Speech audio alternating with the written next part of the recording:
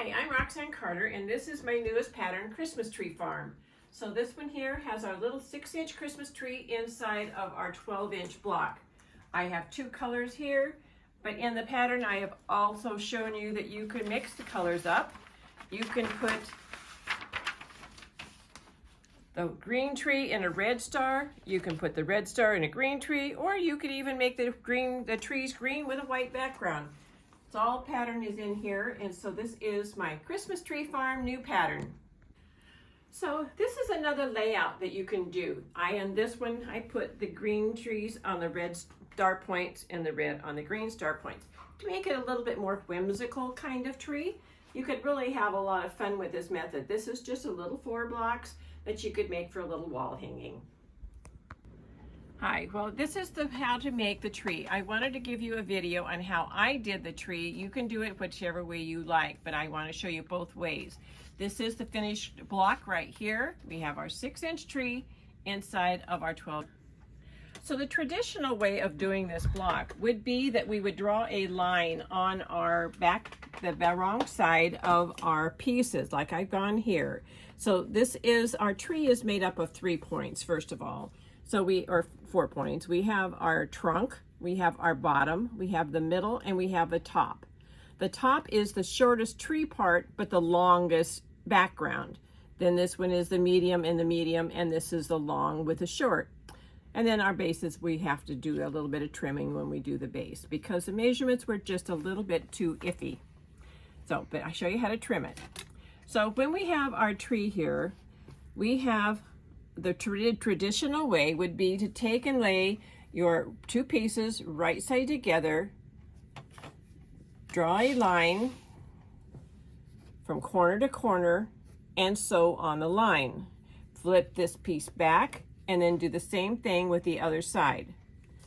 I found that sometimes I'm off either at the top or the corner here, so this is not the way I prefer to do it. How I like to do it is the folded corner clipper method. So in the pattern, I have given you the tree layout. And so the tree layout gives you all the different sizes of both the backgrounds and the outside edges. And so what we have here is we have our base is our 3 1/4 with our 1 1/4 by 2. And we would just sew those together and we would create that piece right there. Then we have these here. What I like to do is I like to use the folded corner clipper by Creative Grid. This is my favorite tool. I'm just using it for my bindings, for sewing borders together, for pretty much everything I can. So what you do is you lay the ruler down so that the 2 inches at the bottom and our black line is there on the corner, and then we cut there. To make it easy on myself, I just flip this over and I do the same thing on the wrong side, like that. Excuse me. Then I would do the same thing with the 2 pieces. I pair them together, wrong side together, so that I can cut both of them at the same time because we need the mirror image of the piece. And again, I lay my 2-inch line at the bottom. Oops, excuse me, I do it the way the pattern shows. So I lay my 2-inch at the bottom like this, and whoops, at the top. So 2.5 because that's the length of the piece. And so we line up this edge here, and we're going to cut there.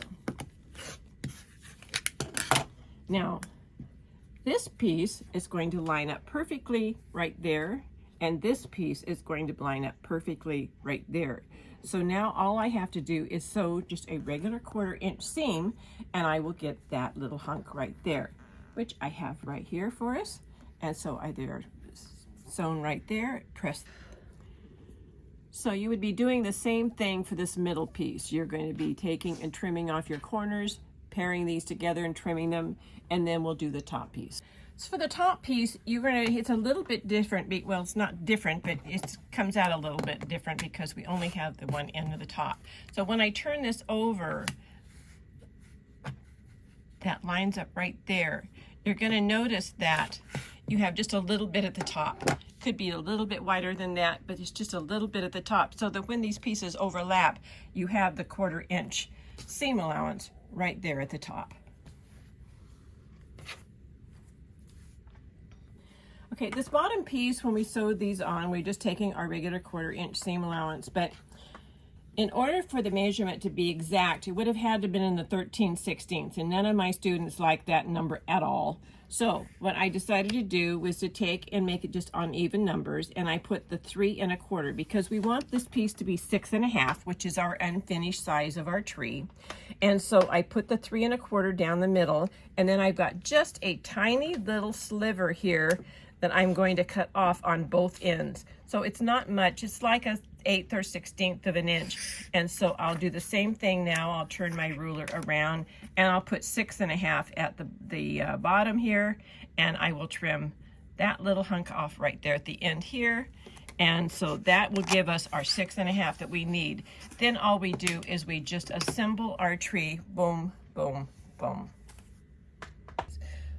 So this is what our tree would look like when we've got all of our seams sewn together. Okay, so now what we're going to do is we're going to do the star points. So I like to do flying geese. Flying geese with the block lock to me is the best thing since sliced bread. It's terrific. What we have here, we get 4 geese out of 1 set of squares. It's basically, the way I do it is basically done the same way as Eleanor Burns teaches, but with the new block lock ruler, this just holds on to the seams really well. So we have our squares here. Our little geese is our background, and our outside edges are our tree parts, or same color as our background of our tree. So, okay, so how I do the geese is I take my squares, and my big square is my outside edge of my star. And my smaller piece is the geese, and that is a 7 1/2, and this is a 9 inch. So we center those. It doesn't have to be absolutely perfect, but we're drawing a diagonal line on it so that we can sew a 1/4 inch on both sides of the line, and then we cut a part on the line. Then we're going to take and always press to the larger triangle. We're going to take and press both of these back so that they are pressed to the larger triangle. Okay. So here I'm starting with the next step, and we have the large background, which is our star points, and it is on the background piece. We're putting them opposite each other. The center seam will never match, and that's fine. So then we're going to take and we're going to draw a line down that, and we're going to sew a 1/4 inch on both sides of that. When we get through with that, we're going to take and fold them in half, and we're going to take our scissors, and we're going to slit right down the center there to that center point so that each one of these can be pressed to the larger triangle. So it's going to go to that one, and it's going to go to this one so that they are opposite each other. I always press from the front first so I don't get any foldovers, and then I press on the back side. That way our block lock flying geese ruler can lock right onto those seams, and we can trim all the way around it.